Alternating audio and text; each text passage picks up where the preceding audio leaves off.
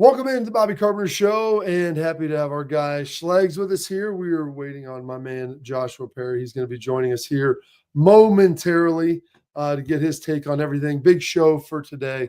We got Ben Stevens going to be joining us to get all of our betting takes. Get your What's Your Beak. There's a number of games that are going to be on this weekend. We'll get into all of those. And it's been far too long since we've had our guy JP with us. Excited to have him on here today. As Joshua Perry's going to be joining and talking a little bit about, the recap of what happened in the game, maybe some of the rankings, and then where everything is. And here we go, Mr. Joshua Perry in a quarter zip and a backwards cap. I mean, looking like 1994, ready to go. 1994, the year I was born. How we doing, fellas? Gosh. Good, man, my man. That's amazing.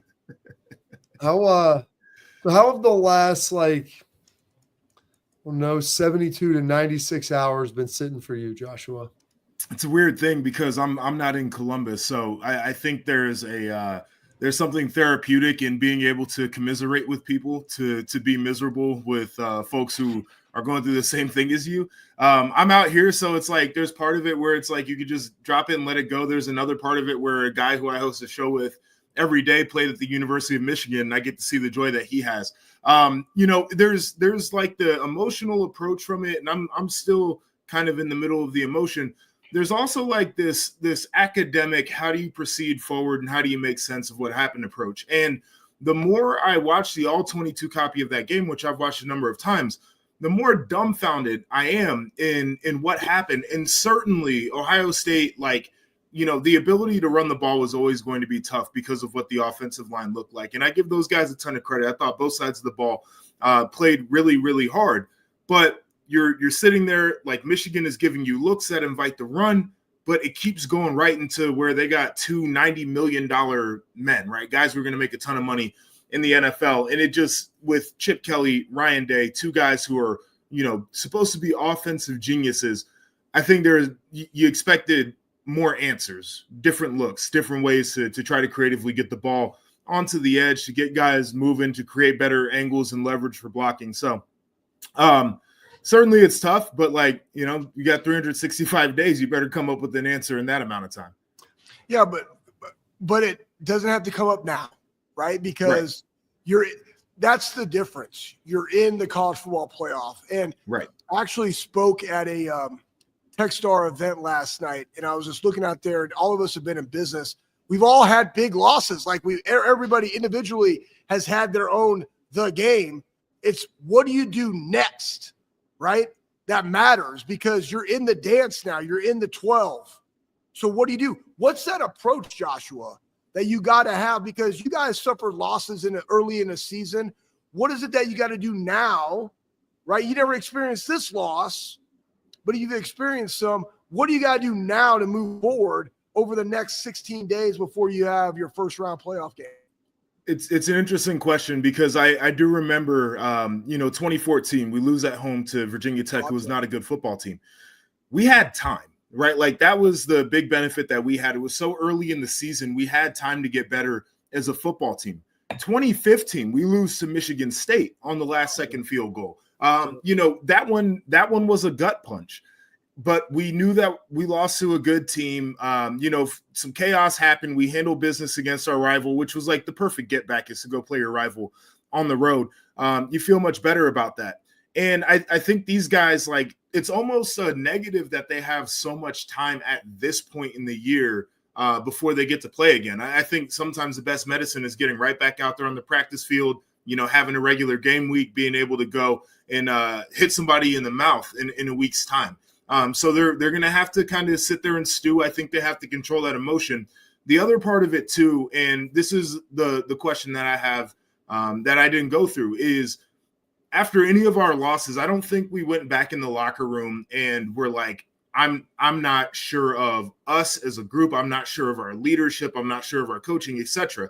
And I do think that this is the kind of I don't know. That Michigan State game, Joshua, there may have been some questions thrown out there. Yeah, well, we knew exactly who our OC was at that point. Let me be perfectly clear. So I really don't think the question was actually there. It was just like, if we go out this next game, we're gonna have to get it done because we got guys. But the moral of the story is, like, I do think this is one of those where, and I don't want to sound dramatic, but like you probably sit there and you question everything because you've played so well in so many moments. Even the game that you do lose to the eventual number one team in the country comes right down to the last few seconds. You're right there in the game the whole time. So I hope that those guys don't start to do the over questioning part. They just need to get back on the field and they need to start preparing. I know they don't have their opponent, but get back to basics, go through the fundamentals, stay in condition, and then be ready once they get their opponent to prepare a game plan.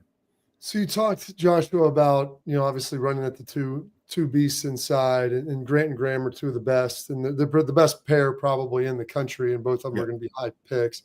And so behind that, they ran what people would consider a two shell look, trying to stay deep, keep everything underneath, and not really inviting the deep pass. I guess I look at that and it's like, well, you can't block the guys on the inside, which is a problem. You can't really take shots. You can, but like you still have to block those guys on pass pro, like, which is its own set of issues. And some of the snaps were getting a little dicey there. Will had to take his eye off of it, look down. I mean, it wasn't a clean game, obviously, for him, but he wasn't helped a ton either. But they had some serious issues up front. I mean, and it was just kind of a bad matchup as well. So what would the solution in your mind as you looked at it? I mean, was there a way to attack it? Was there something that could have been done, you think? I mean, would you have gone more tempo? I mean, what would have been the solution ideally? Tempo is the first thing that pops into mind. Like those guys are really good. They're big dudes. They get tired. But you have to feel confident in your offense's ability to maintain positive gains to go tempo. The moment that you have a bad play, you feel like you got to get out of it. So that becomes tough. The other thing for me though is, I get Will he got popped and maybe you get gun shy there. You got a mobile quarterback and they ran the one option that got him 15 yards. Like that's something I would look at there. Different ways to get the ball on the edges. I do feel like the run game, the thing that I didn't see was outside field side runs. I don't think they really tested that. And I felt like there were yards to get out there. And so that's what I'm saying, where it's like, I know how difficult it is, but if you hit them on a few of those types of runs, now they're starting to think about what they do to bring that safety back in. Do we tell our linebackers now we have to play a little bit closer to the line of scrimmage? That's where you might be able to take advantage of an Emeka Ibuka getting over the top of his own coverage, which he's been fantastic at all year long. It's those little adjustment things that just make a defense feel like they can't execute their plan 100% the way that they want to. And I felt like Ohio State lacked that counterpunch when they saw what Michigan was putting out there. And that kind of goes into the fact, like I remember you brought up Michigan State 15. It was like feed Zeke. And then you go in this game and Jeremiah doesn't get a catch in the second half. Yeah, man. And the guy got 2 PIs. But I want to ask you this, because I'm always about the positive. So I want to know, because let's not also negate the fact, right? We had 2 turnovers. You have to win the turnover battle in this. It became 2-2. You missed 2 field goals. That's absolutely terrible, right? That would have put you up 6. Now that changes Michigan's mindset going into this game as they're making that drive. And we already had a goal line stand earlier. But what were some of the best things that you saw in that game that give you some juice going into this next one? Because that's where I like to hang my hat. We know where we got to get better.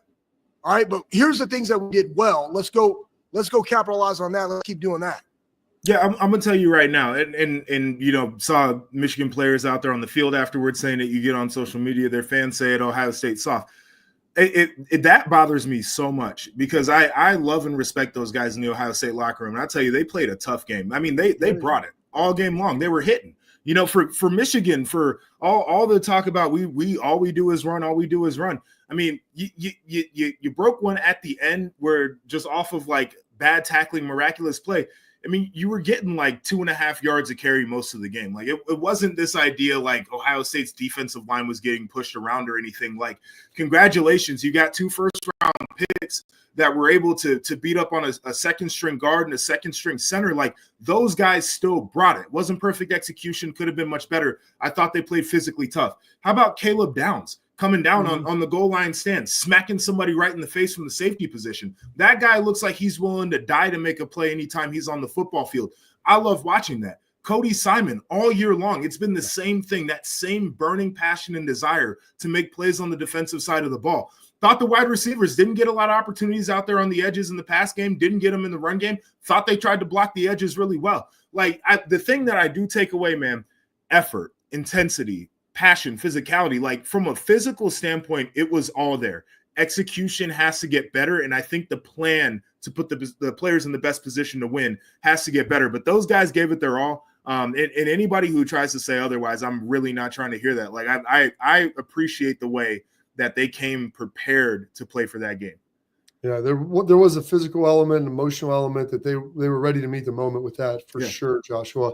As we look forward and you watch that game, obviously compartmentalize some of it, but leaving that now 10-2, going to be in the CFP, probably getting a home game. I would say about 95% certainty, at least 90 with that. Is there anything with you've seen? You watch all the games around the country. You're locked in on this.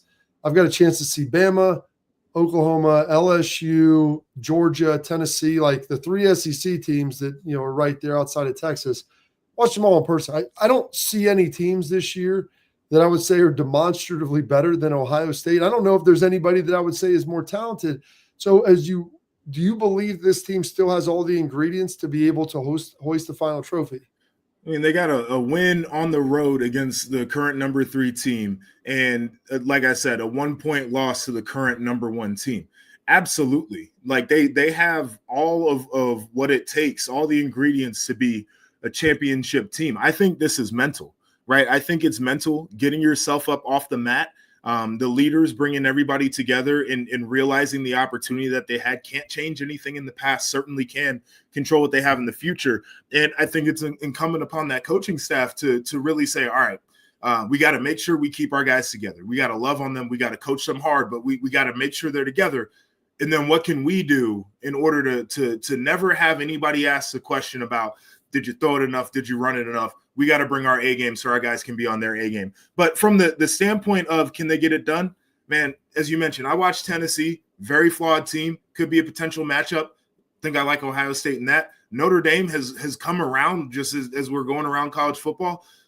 They don't throw it very well. They're a very one-dimensional team. Like, I haven't seen somebody who could shut down their run game. If you can, I think it's over against them, right? Like, there are very definite things for each of these teams that are out there where if you get the job done, you can beat them. And so I think Ohio State still got every opportunity in the world to make a run. Quit muting yourself, Schlegs. Yeah, because the AC's blowing. Hey, can you hear that? No, it doesn't matter. Guess what? I don't see any construction workers today. So that being said, CFP rankings, we're 6th.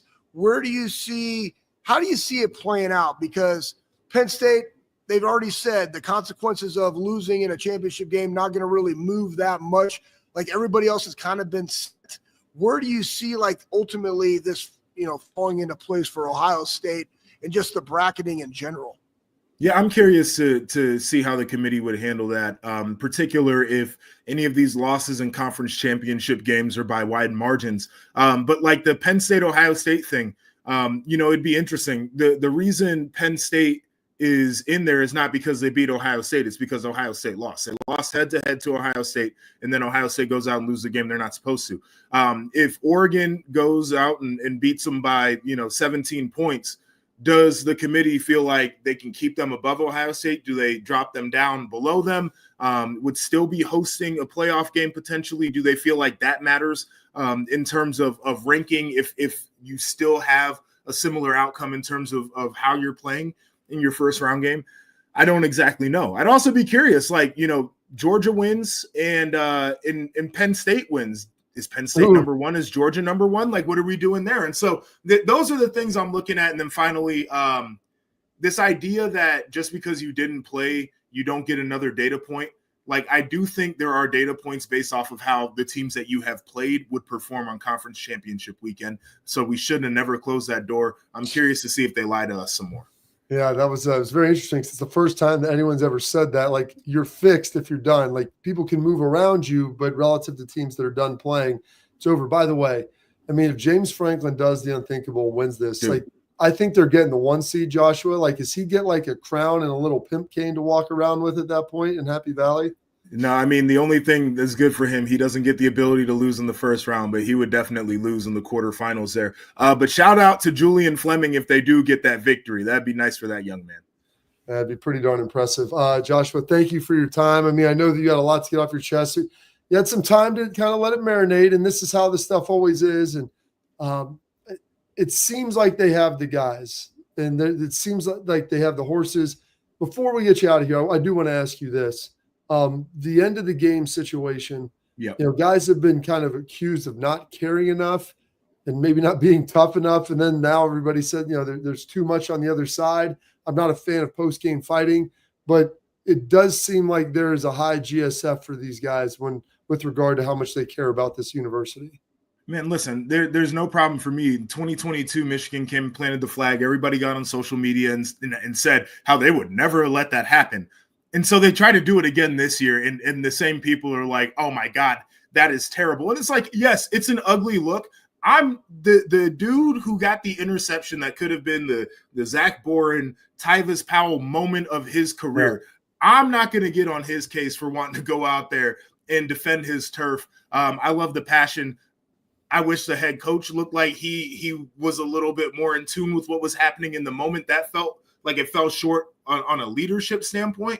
But for the players, and I understand the passion that goes into that, man, like it's hard for me to say that you were wrong in trying to defend what you thought was right. Absolutely. Well, Joshua, thank you so much. Hopefully you have a great weekend. Just see how this all checks out, and maybe we'll get together next week in preparation for a CFP home game in Ohio Stadium. All right, let's do it, fellas. Appreciate you. Yes, sir. That is the Joshua Perry. Go check him out on the NBC desk on Saturday night. Does such a great job right there. All right. Attention athletes and parents. Protect what matters most with Export mouth guards, trusted by professional athletes, designed by NHL team dentists. Export mouth guards, they're scientifically tested to absorb those high impact hits, protecting both your teeth and your brain. Export mouth guards feature 3 layers of advanced protection, including patented use of carbon fiber. They custom 3D print those things right to your grill. That means more protection, better performance, max comfort, and clearer communication, so you can focus on your game, not on your gear. Don't take chances with your safety. Visit exportguards.com/Bobby and save 15% on Export mouth guards. Export, protect what matters most. There's a players-only meeting, allegedly. Ohio State, the team meeting wrap-up. Schlegel's not going to dive into what that means. And is it positive? Is it a negative? What transpired? Find out next on the Bobby Carpenter Show.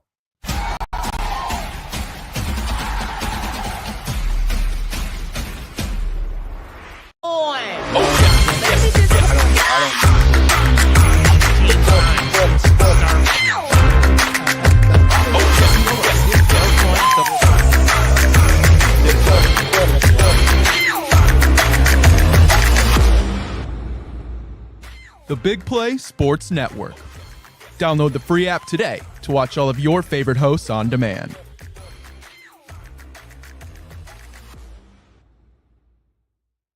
I'm Garage Beer, and this is Bobby Carpenter.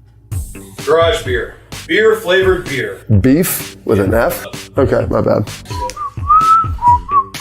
It's crisp and cool, and it doesn't taste like... I'm Bobby Carpenter. I drink in garages because my wife says I don't belong inside.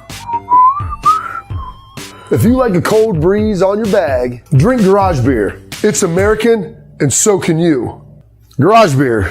Beer-flavored beer.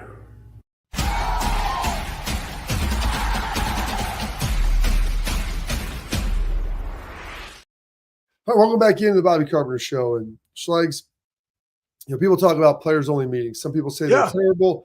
You want to have wrap-up meetings, and you always have that after the game. Like at the end of the season, you're always going to have something. You've got forward-looking, you've got a bowl game, Big Ten championship, whatever you might have. So you wrap that up, and sometimes you ask the coaches to leave. Sometimes you maybe have some of the coaches in there, and we're in an era now where probably college football is more like the NFL. But I still think it's very different in the fact like you have a core group of guys and your leaders, and they're just at a different stage of life. I don't think in the NFL it typically goes very well when that's the case. But there was this portion of the meeting was alleged to be players only, and it was reported, leaked out. People were talking that it got incredibly hostile, and there was people having to be restrained. I looked at it, talked about it, did some research. I think that there was a very honest meeting that happened. I think that there were people that said some things that maybe made some other people uncomfortable, some other teammates, and that's what exactly you want. But in your experience with some of these closed door meetings, when people may voice, their truth, their honest opinion about what they think is going on and where people need to improve and what they do. So when you see that, is that concerning to you? Is it positive? Where do you kind of fall on that spectrum of everything? Why would you put such an emphasis on player-led teams, which are the best, and not think it's a positive to have those type of hard reflection convos? You need them. And in a team meeting, that's the only time that you can get everybody together, right? Think about that, right? Offense might meet, defense lift.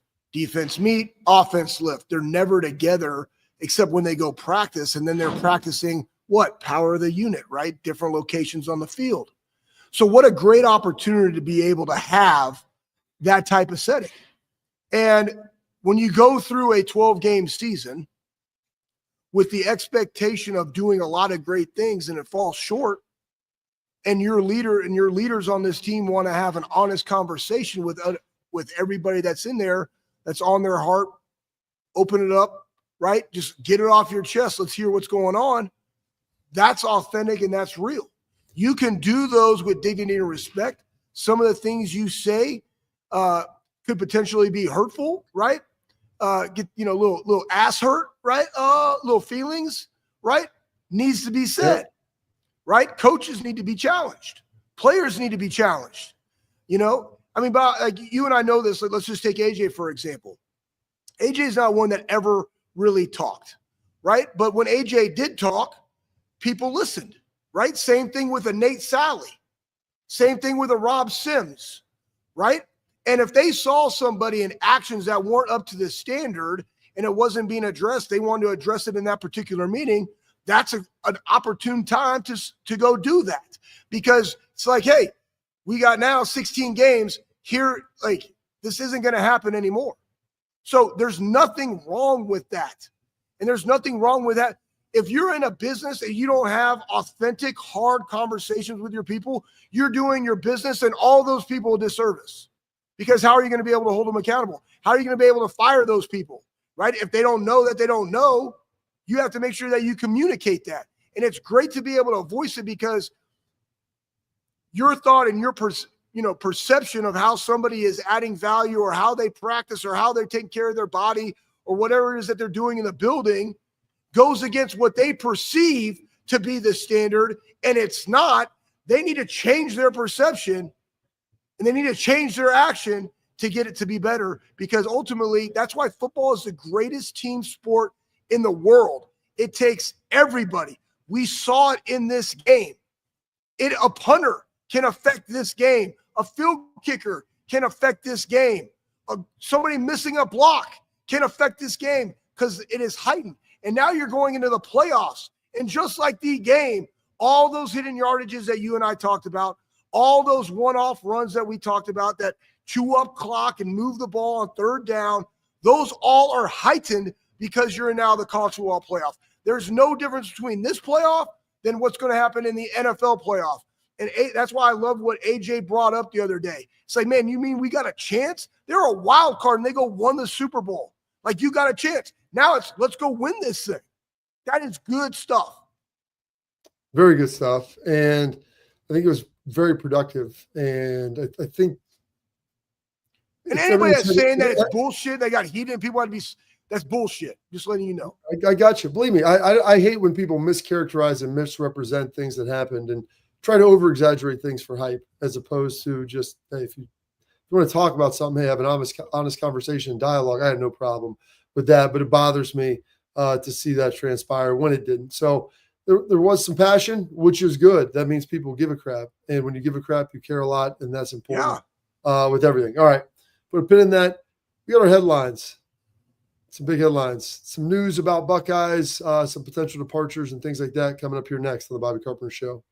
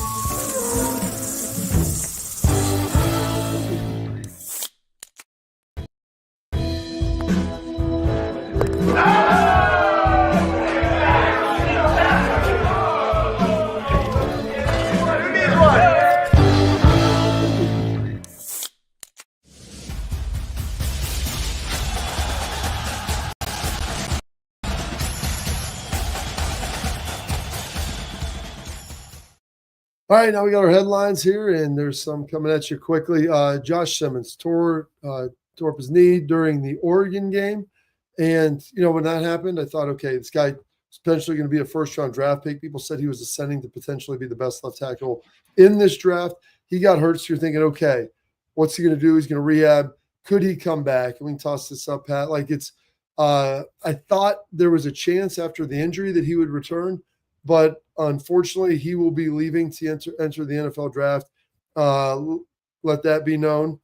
If you want to toss that up there, Pat, we can talk quickly about that because his loss, Schlegs, it's going to be big. But now they ultimately know in the portal, you've recruited guys, you know what you have on your roster, and you know if you may need to bring somebody else in.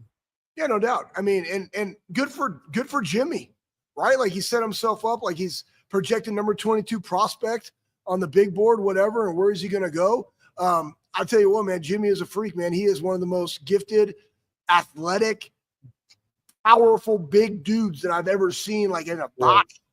And that's a testament to his work. It's a testament to Mick and his staff and Fry. But good for him. I totally understand why he's going. And then we got two guys that are entering the portal. And, it's interesting. We'll get into some of the tailgate talk questions from you, brought to you by Real Truck. There's some comments in yesterday's YouTube chat that are pretty wild. So we'll get to those, Schlegs. They'll be fun. But Gabe Powers, linebacker out of Marysville, Jaden Ballard, wide receiver out of Massillon.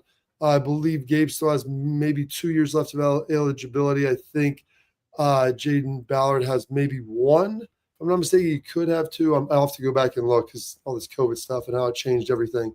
But I think that they've got 1 and 2 years left. They're both leaving. Not surprising. Neither one of those guys played probably as much this year as they would have liked and they would have hoped.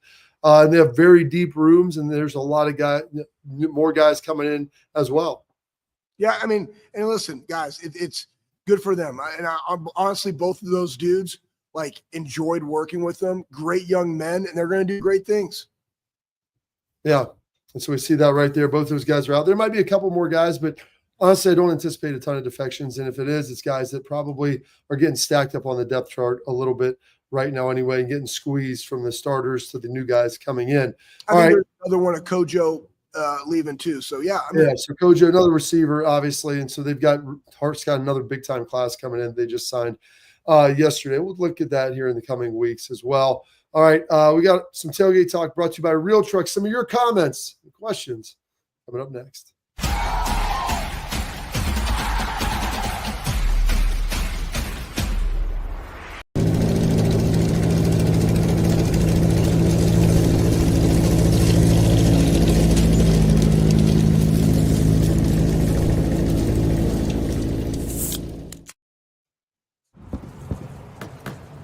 Get the most out of work, life, and all your outdoor adventures with top-selling upgrades for your truck. Guaranteed fit, free shipping.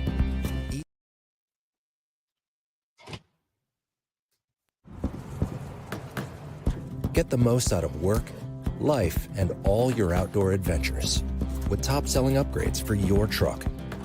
Guaranteed fit, free shipping, easy install, expert support, and thousands of dealers just a click away.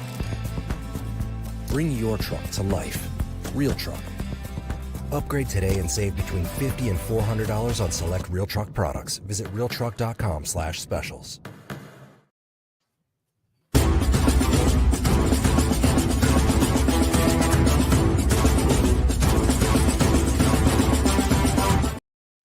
All right, now we are here to our talk brought to you by Real Truck. Listen, it's Cyber Week now through Sunday, December 8th. This Sunday, go to realtruck.com. They're offering savings up to 50% on select steps, running boards, truck bed covers, and accessories all the way through the end of the week. Visit realtruck.com/specials to learn more about the incredible gift-giving deals. Bring your truck to life and your friends' trucks to life.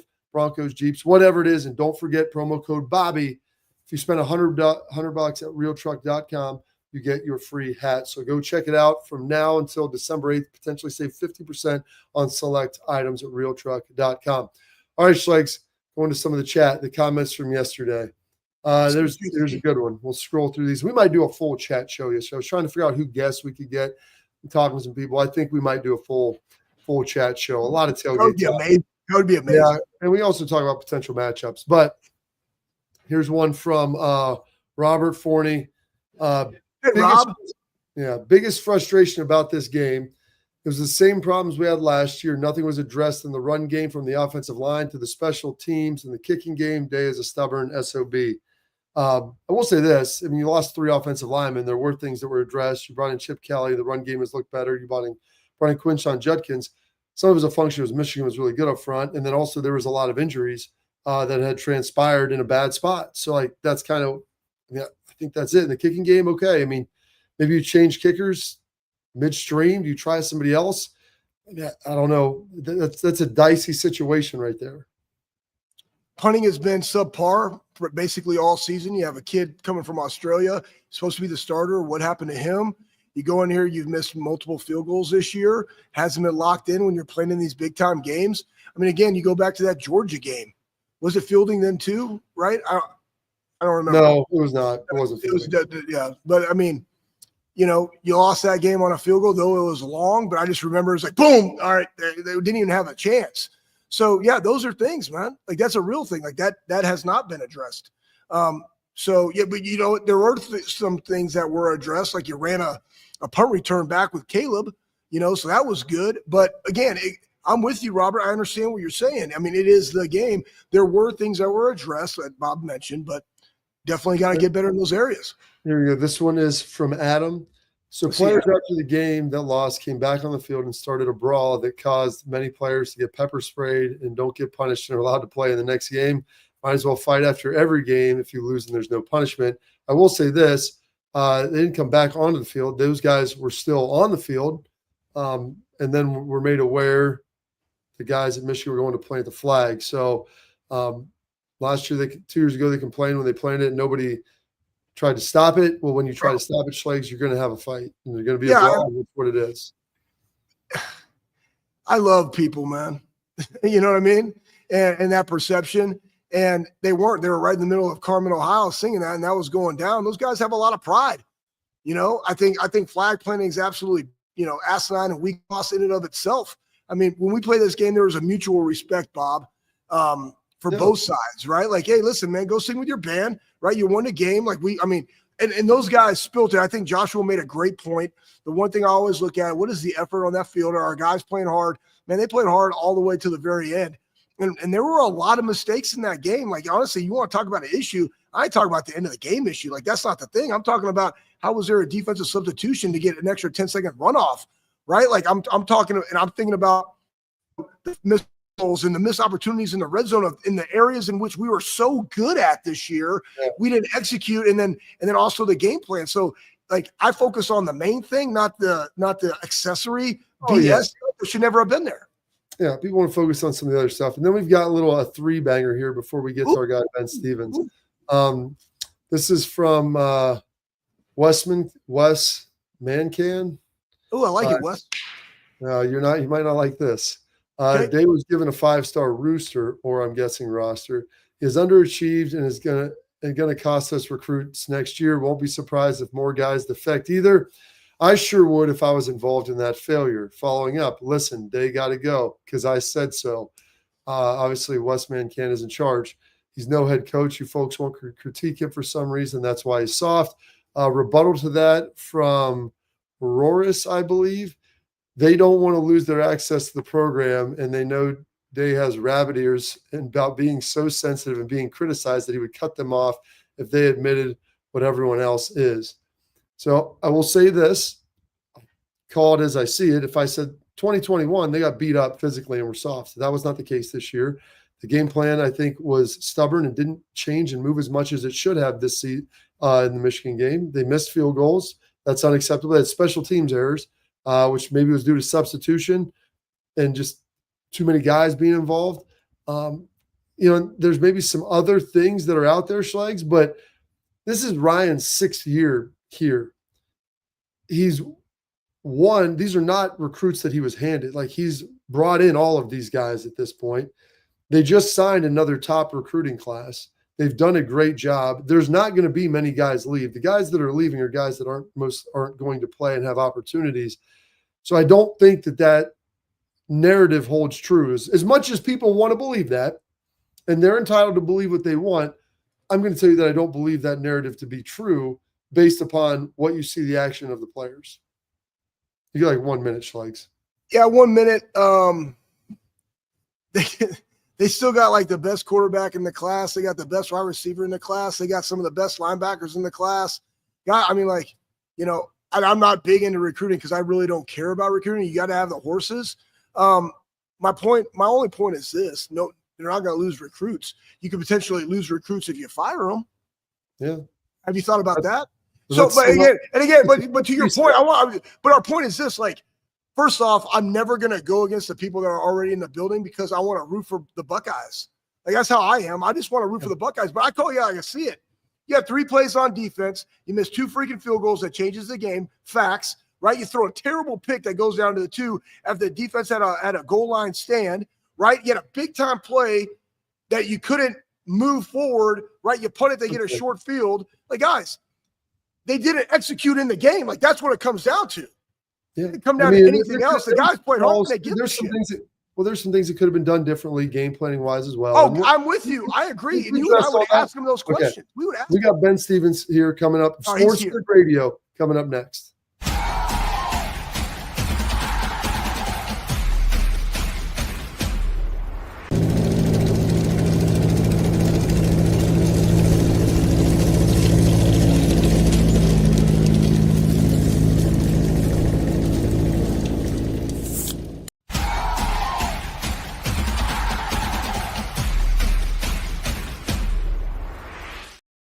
All right, now our guy Ben Stevens joining us from Sports Grid Radio. And sorry, we had to keep him waiting. He's ready to go. He's ready to rock. My man Schlegel gets so fired up, Ben. I apologize for keeping you in the queue. At least you got to see some of his craziness, though. See, I'm always glad to sit backstage behind the scenes. I don't know if you guys can see me, but I can see and hear you. I love tailgate talk. I think it is great stuff. Also, Bobby, the delivery on the 5-star rooster got me so good. That's one of the best misspellings and typos of a tailgate talk submission. 5-star rooster. That is all time. And Schlegs, the heat, the passion. It's why we love college football. Well, thank you. Thank you for waiting for us there, Ben. We appreciate it. I know there's a ton of big games out there we want to get to. I want to get to one first that piques my interest. It's the 2 schools that my brother and father are alums of that in the past would have never played each other in a conference championship because they were on the same side, taking place at Ford Field noon. I'm sad they moved it off Friday because I can't go to the game now because I got kids' games and everything going on. The Ohio Bobcats, 1.5 dogs against the Miami Redhawks. Ohio University hasn't won a championship in 50 years. They've had multiple opportunities over the last 25, I think, to be exact. They've come up ever so short. Is this the year that they can flip the script and get it done? Your brother or your father, which one am I going to let down right now? You can say whatever you want. My dad might be more of a Bobcats fan anymore. Listen, I'm a huge Chuck Martin guy. The Redhawks, obviously, the MAC champions a year ago. Miami of Ohio, I give them a ton of credit for their non-conference slate. They played Notre Dame. They played Northwestern. They played Cincinnati in that rivalry game as well. They did not cover in any of them. But one thing that Chuck Martin does incredibly well, by the time the Redhawks get to MAC competition, that's play defense. In the battle between these two earlier in the regular season, actually went slightly over, 30-20, Miami of Ohio victorious over the Bobcats. But really outside of that, both defenses, but namely Miami of Ohio, elite against MAC foes. I'm going to trust in that once again. So although, Bobby, I do believe the right side is slightly favored in Miami of Ohio, sorry to let down the Carpenter family in some form or fashion, I do actually, if I had to give you a best bet for the game, and I have already bet this, under 44.5 for the MAC championship on Saturday. So it'll be a rushing battle. I guess Pat's got a picture of my dad. He said he's going to toss up here because that's my dad and my brother. But honestly, like he's probably a little more of a Bobcat fan. Oh, in the Hall of Fame too. Yeah, come on now. There you go. Let's go. Back in the day. Love that. I watched my brother. I watched my brother's team, Ben. choke up a 24-3 lead with 7.5 minutes to go in 2011 against Dan Lynch and his crew. It was rough. It was really rough there. All right, we've got the big four here. Wherever you want to start, whatever game you think is the most compelling, take us there from the Power Four conference champions. Yeah, so Bobby, I think it's really interesting, just twofold. One of the underrated storylines for, I think, Conference Championship Saturday and the Power Four, what happens to the losing team in the Big Ten and the SEC title games? Because we all know that Penn State and Georgia are in the college football playoff field, even with some would argue the standard is already there for both the Nittany Lions and the Bulldogs to get in to the college football playoff. But will they drop down a spot in terms of seeding? If they lose, what happens if the underdogs pull off the upset? Who's now the new number one? Who is that top team in the CFP field? How does all of that look from that component? I think it's an underrated storyline to talk those seed lines throughout the weekend. And then I think the most compelling game is the ACC championship between SMU and Clemson. Much like we see during conference tournament week in college hoops, bid stealers are out there. And Clemson is certainly that, because if Clemson wins and gets the automatic bid to the college football playoff, what they are not deserving of just based on pure resume, what happens to SMU? We've already started to see the conversation, the Stangs, the Crimson Tide for that final at-large berth. I think that is incredibly compelling from a storyline perspective. Now, with that said, Clemson ain't winning on Saturday night in Charlotte. I don't care what pedigree Dabo Swinney has. I don't care how many ACC championships he has won in the last decade. 7 to be exact. What Rhett Lashley has done with this SMU team, with the belief in this program to compete at the highest level, to get back to power conference football. And when you look at SMU, I think this Stangs team wins and covers as a 2.5-point favorite. Here's the intriguing thing. Total 55.5. SMU has played and beat 5 teams, or not beat all 5, but they have beaten 5 teams in ACC action and in their final non-conference game against TCU that are above 500. In all 5 of those games, they allowed at least 25 points, all 5 games over. But the Mustangs have the 4th best rushing defense in the country. So you're going to make Cade Klubnik beat you through the air, which very well could happen. But if SMU does give up some points to teams with winning records, Clemson can't score against teams with winning records. Clemson has played 4 teams this season that have a winning record above 500, not just 6-6, not just bowl eligible, at least a game above 500. They are 1-3 straight up with a last-second win against Pitt as a double-digit favorite against the Panthers. They are 0-4 against the spread. They are averaging just about 18 points per game. I think SMU wins this game and makes a statement. Give me the Stangs -2.5. Ooh. That's big. That's big time. I mean, I'm from Dallas, so it's like, I mean, that'd be amazing. I used to grow up going to those games when they were good in the 80s, and then death penalty, right? But now they're back. Good for them. I want to ask you this, because this goes into that Boise State convo, right? Boise State, UNLV, but I'm interested in this Arizona State, Iowa State, Power 4. Winner of this, Arizona State's hot. Could they potentially jump Boise in the rankings with a win? So go over that Big 12 championship. Yeah, Schlegel, I don't think so. I think if there is a conference to actually be mad at the College Football Playoff Selection Committee, it's not the high and almighty SEC and the hypothetical matchups they may or probably would not win. It's the Big 12.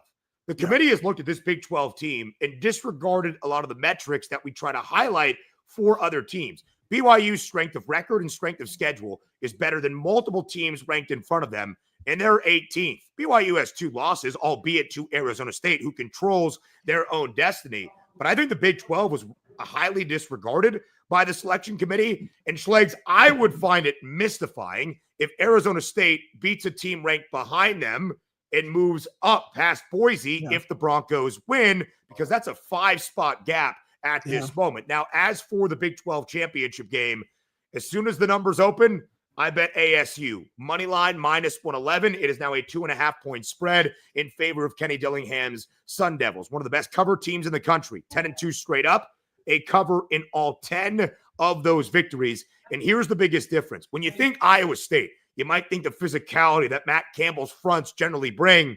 not this year, third best passing defense in the country, but allowing more than 170 yards per game on the ground.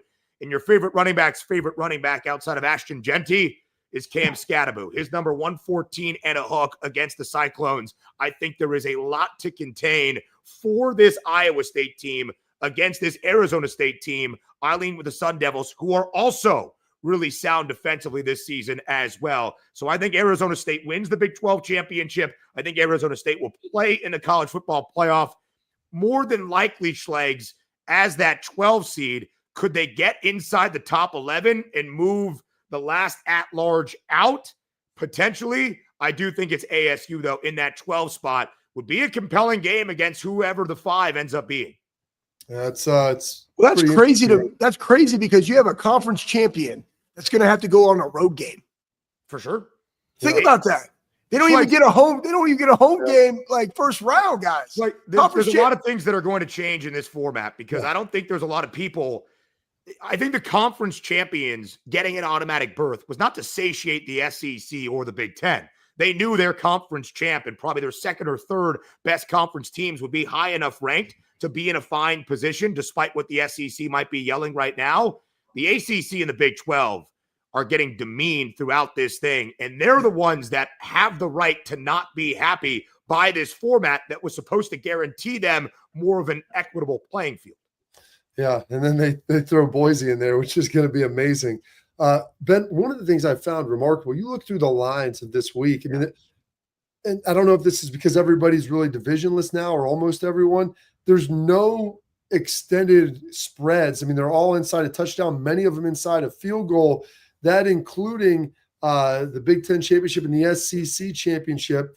Both of those games hovering right around a field goal, 3.5 and 2.5 from what I'm seeing. It's surprising to me. Like, I didn't think Penn State, I thought that might be opened up. Oregon minus 6.5 or 7. Yeah. It's pretty tight. Yeah, Bobby, I bet it as soon as it opened up on Saturday, right? When Penn State claimed that last spot in the Big Ten championship game, opened Oregon minus 3.5. I'm like, ha. Let me log on real quick. Get it. This number is going to be 4.5, 5.5.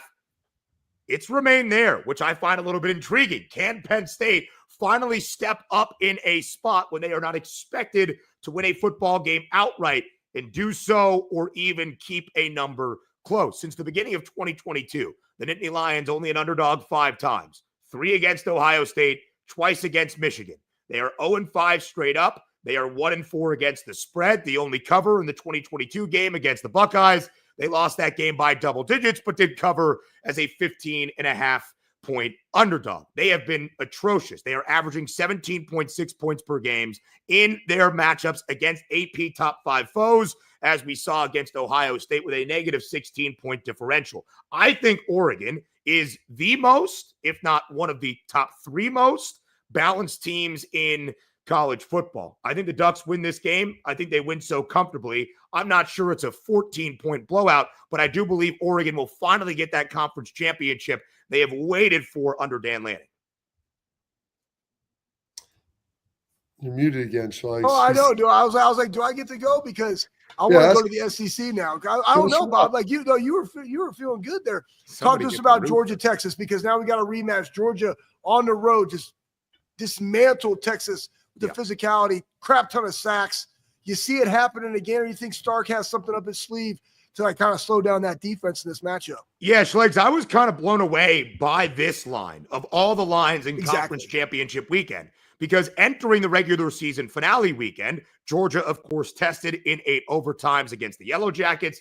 Texas on the road, a favorite, but not a hefty favorite against a top 20 team at the time in A&M. And the renewal of the Lone Star Showdown, it was Georgia as the minus money favorite who had already clinched their spot to win the SEC championship. I thought Georgia would be the slight 2.5-point favorite, even in that presumed matchup against Texas. So when the Longhorns opened up as the favorite, I have told you guys this, I have said it so many times, Georgia as an underdog is almost an auto bet, because they've been a dog twice, only twice since the start of 2021. They have won outright in both. Clemson in the opener of the 2021 campaign, of course, hammering Texas as a 4.5-point road dog in Austin earlier this year. So why would Georgia, basically in a home game in Atlanta, be getting points to a team they beat by 15 on the road?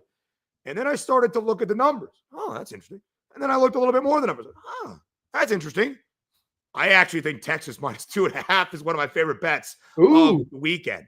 This Georgia team, I remember being on the show leading into that monumental matchup on October 19th. And I said there is one elite defense entering the game in Austin, and it's not the Bulldogs. And it was their best defensive performance of the season to keep that game under, despite pretty mediocre offensive play and 3 interceptions out of Carson Beck. Now, in the last 3 games for Georgia, Beck has not thrown an interception to 9 touchdown passes. But Georgia used to be so good at running the football. They're not. They haven't had somebody rush for more than 90 yards against an FBS foe this season. That's almost unheard of in Athens, under Kirby Smart, under Mark Richt, under anybody the last 45 years. And Texas is improving on the defensive side up front, where they were elite last year, as we saw on display against A&M. This is my concern. And as you start to go back to the Georgia-Texas game, 3 first-half turnovers for Texas, 2 that immediately led to a short field for Georgia inside Texas's 35-yard line that they took advantage of quickly. But who scored every touchdown for Georgia? Trevor Etienne, not expected still to play in this game for UGA. Nate Frazier, the lead back now. I think Texas does a good job of containing him. In Georgia's rush defense, oh boy, it ain't good. As Haynes King and Jamal Haynes displayed last week in Athens, I actually lay the 2.5 with Texas as long as Quinn Ewers can play seemingly clean football on Saturday. Wow, that's big right there, Ben. Coming strong today here in the final weekend of college football. Before we get to the bonus time, all we got is Army-Navy next week for the president. Bowl games. Yeah. Probably some bowl games that start next Saturday. We got the full Monty there. We'll stay with Ben here through the end of college football season as long as he'll have us. Ben, thank you for the time. Sorry to keep you waiting. You are great as always. Listen, as long as you will have me as well. I think we need a rooster as the mascot for this show moving forward. I appreciate you both. We'll talk next week. Absolutely. It's Ben Scott Stevens on Twitter, and then check him out on Sports Grid. All right, coming up, Schlegel, we'll wrap up the show with his parting thoughts.